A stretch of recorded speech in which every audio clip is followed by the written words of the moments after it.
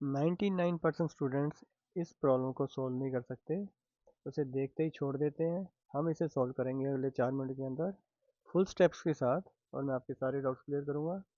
So let this be equation number 1, और इसे बोलते हैं हम equation number 2। A plus B C is equal to 2024, a B plus c is equal to 2023। तो step 1 है हमारा, subtract equation 2 from equation 1। So इसमें से हम ये माइनस करेंगे, तो ये हो जाएगा 224 minus 2023, A plus B C minus A B plus C. तो ब्रैकेट खोल के ये बन जाएगा minus A B minus C. तो अब इनका ऑर्डर चेंज कर देते हैं, इसको यहाँ ले आएंगे, इसको यहाँ ले आएंगे।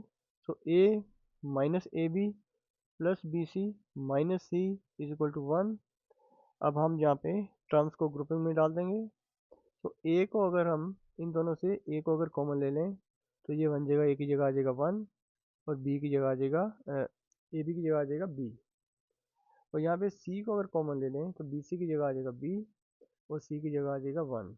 1 माइनस बी, बी माइनस 1।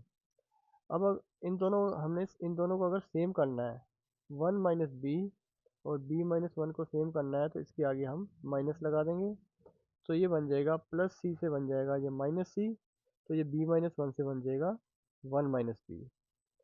तो इसको फर्दर लिख देंगे हम ए माइनस सी, और ये 1 माइनस बी मल्टीप्लाई आपस में हो रहे हैं इज इक्वल टू 1।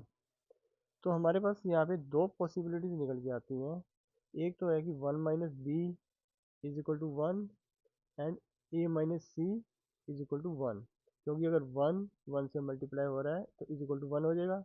दूसरी पॉसिबिलिटी यह है कि इसे हम 1 माइनस 1 मान लें, और इसे भी अगर हम माइनस 1 मान लें, तो भी आपस में मल्टीप्लाई होके ये दोनों बन जाएंगे 1। तो दूसरी पॉसिबिलिटी हम लिख रहे हैं 1 minus B is equal to minus 1, और A minus C is equal to minus 1। So हम केस 1 लेंगे, जब इन दोनों को हमने 1 लिया है। So case 1 when is equal to 1 है। So 1 minus B is equal to 1। So B is equal to 1 minus 1 हो जाएगा।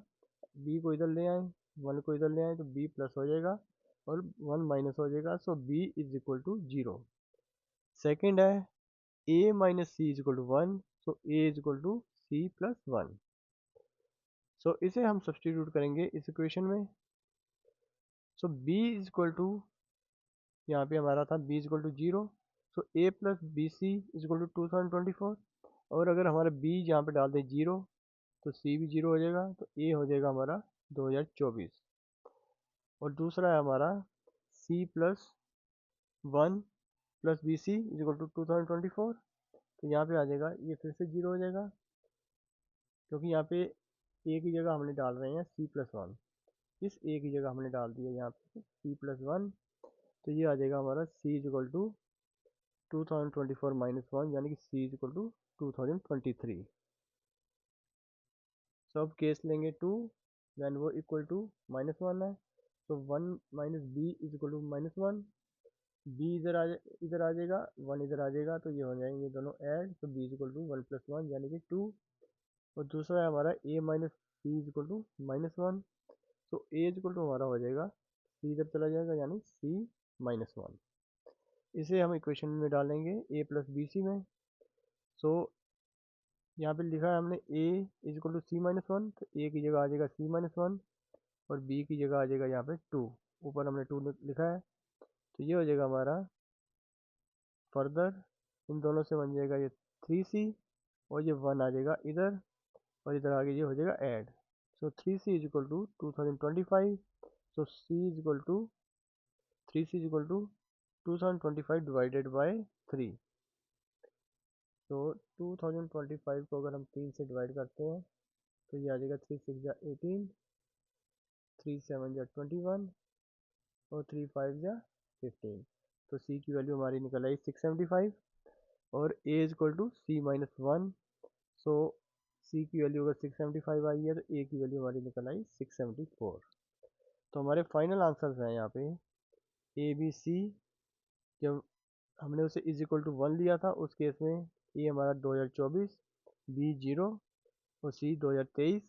और जब हमने वैल्यू ली थी इज इक्वल टू माइनस 1, तो इस केस में ए है 674, बी है 2 और सी है 675। तो इसका इस प्रॉब्लम का सोल्यूशन मैंने कई वीडियोज़ में देखा है, उन्होंने 15-15 मिनट में सॉल्व किए हैं और बहुत लंबा रास्ता लिया उन्होंने सॉल्व करने के लिए। मैंने इसे बिल्कुल सिंपल वे में सॉल्व किया है और 4 मिनट के अंदर ये सॉल्व हो जाएगा। तो ऐसी और प्रॉब्लम्स और उनके सॉल्यूशंस देखने के लिए please like and subscribe. Thank you.